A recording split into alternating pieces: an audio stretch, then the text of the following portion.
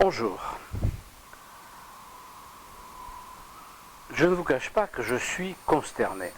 Je suis consterné par l'évolution de notre modèle social, par son explosion qui se passe sous nos yeux. On est en train de voir notre organisation politique voler en éclats.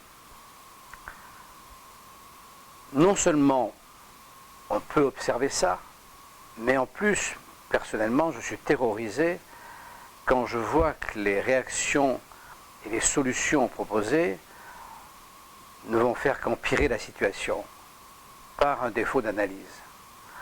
En réalité, qu'est-ce qui se passe? Il se passe que nous avons favorisé l'idée de groupe au détriment de l'idée d'individu. C'est-à-dire que on a considéré que la liberté individuelle était un danger et qu'elle portait ombrage à la liberté de la majorité. Et que donc il fallait que l'organisation soit du type collective, de telle sorte que les libertés puissent exister, ce qui était paradoxal, puisque la théorie est de dire, en fait, la liberté, c'est la capacité qui est donnée par le groupe à l'individu d'être libre. Donc, c'est-à-dire, c'est la captation de la liberté qui serait redonnée par le groupe à l'individu, et ce serait ça la vraie liberté. Il s'avère que ce n'est absolument pas le cas. Qu'en réalité, si l'on supprime la liberté individuelle, on supprime la liberté tout court. On redistribue un ersatz de liberté qui n'est pas la liberté. Alors, évidemment, lorsque l'on gère politiquement un groupe à travers une idée collective, on le gère à travers un dogme et on ne le gère pas à travers la réalité et le réalisme. Alors ce dogme, il peut avoir tout un tas de formes. Il peut être effectivement, je dirais, pragmatique, c'est-à-dire le dogme du partage matériel. Il peut être théorique, c'est-à-dire le dogme religieux. Il peut être, enfin, il a tout un tas de possibilités.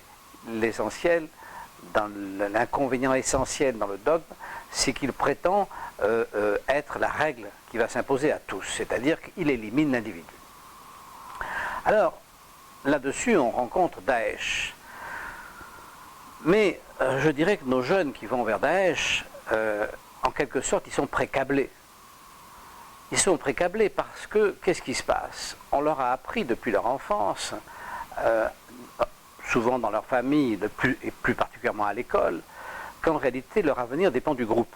C'est-à-dire qu'on ne cherche pas à puiser à l'intérieur de chacun en lui disant ton avenir il est en toi, comme le dit Socrate, connais-toi toi-même et tu connaîtras ton avenir. C'est toi ton avenir, c'est pas les autres. Donc respecte-toi, connais-toi et tu auras l'avenir que tu es capable d'avoir. Sachant que tout le monde ne peut pas avoir un avenir extraordinaire. Chacun fait avec ses moyens quand il arrive sur Terre. Au lieu de cela, on explique, on fait comprendre, et alors toute partie de la société confondue, élus, responsables, en fait tous les parents, tout le monde, en réalité, ton avenir est lié à l'avenir du groupe. Donne ton temps au groupe et le groupe s'occupera de toi. En gros, c'est ça. Ce qui fait que lorsque le jeune adolescent n'est pas content de sa vie d'adolescent, ce qui est quand même le cas de 99% des adolescents, parce que c'est compliqué l'adolescence, ben, au lieu de se remettre personnellement en question, il envisage très sérieusement de changer de groupe. Et la plupart du temps, il change de groupe. Alors, heureusement, ils sont relativement peu nombreux, ceux qui vont dans des groupes d'une grande violence, type Daesh, mais enfin, ils sont prédisposés.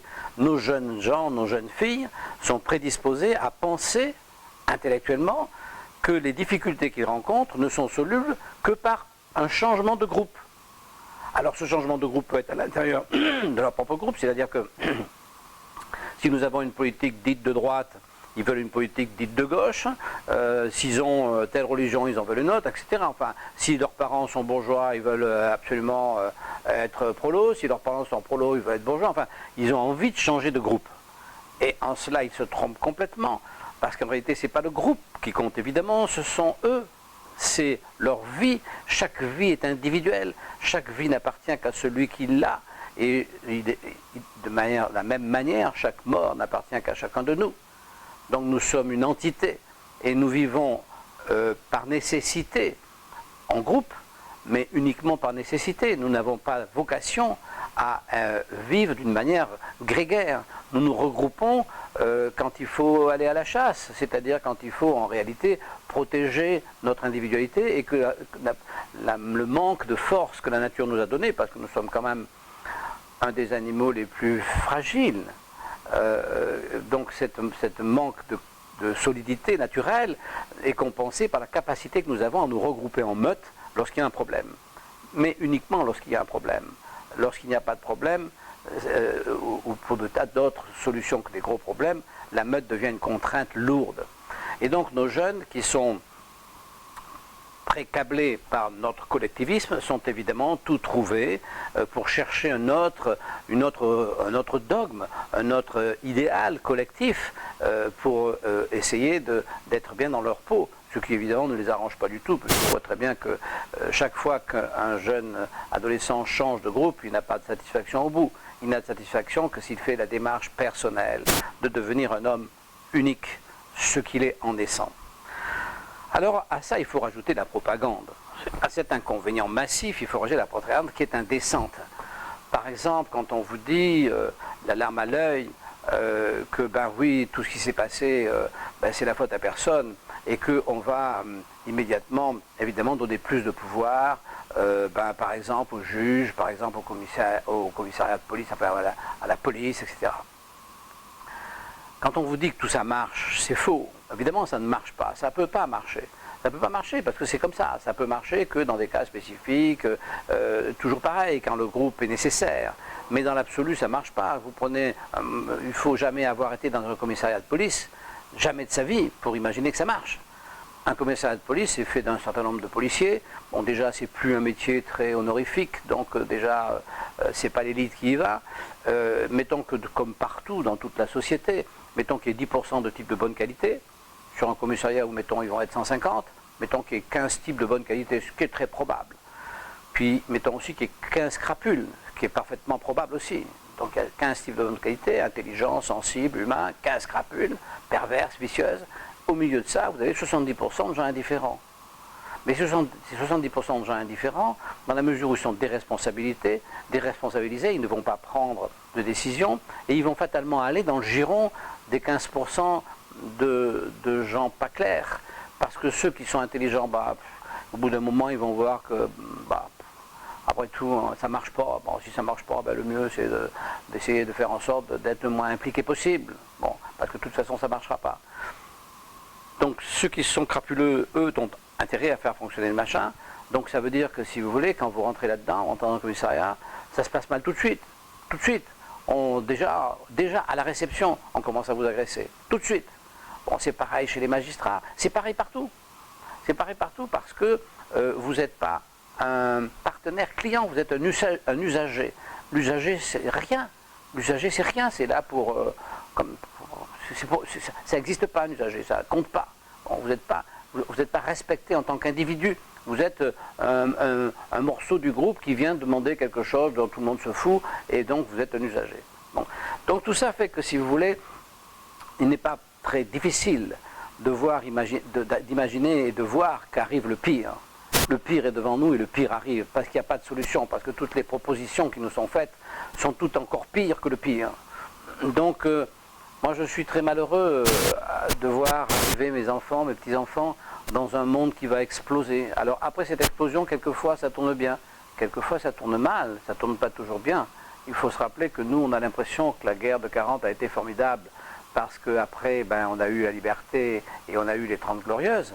Mais enfin, il y a la moitié de l'Europe qui a été sous le dos de fer. Et ceux-là, ils sont morts pendant ce temps-là. Ça leur a duré 50 ans. Donc, si vous voulez, ça ne tombe pas fatalement bien après l'explosion. Dans l'idéal, c'est qu'il n'y ait pas d'explosion. L'idéal serait qu'on revienne au respect identitaire de chaque individu, que chaque homme compte et que la société soit faite pour chaque homme, et non pas que chaque homme soit de la chair à pâté pour la société. Voilà ce que j'avais à vous dire, enfin, à partager avec vous, c'est pas à vous dire, à partager avec vous, c'est quelques réflexions. Je ne sais pas si vous y adhérez, mais je le souhaite. Si vous y adhérez pas, je suis désolé d'être chez vous, j'ai pas ma place. En fait, nous ne sommes pas si nombreux et je n'envisage pas d'avoir un très grand succès avec ce que je vous raconte. Mais ce que je vous raconte, je le pense du fond du cœur et je suis désolé que ça ne soit pas plus répandu parce que je pense que ça serait la solution, que chaque individu soit respecté. Ça s'appelle le libéralisme. Je vous souhaite une bonne journée. Au revoir, à bientôt.